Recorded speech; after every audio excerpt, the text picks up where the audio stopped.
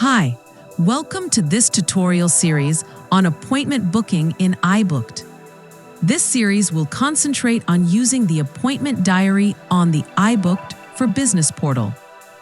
If you have watched the series on getting started with iBooked, you should now be familiar with how to create a consultant, an appointment type, and linked service charge, and set up a clinic ready for appointment booking. If you have not watched these tutorials, we recommend going back and watching the episode How to Create a Consultant, Service Charge, Appointment Type, and a Clinic before watching these tutorials, and make sure you have set up your clinics ready for booking so you can follow along with this tutorial series.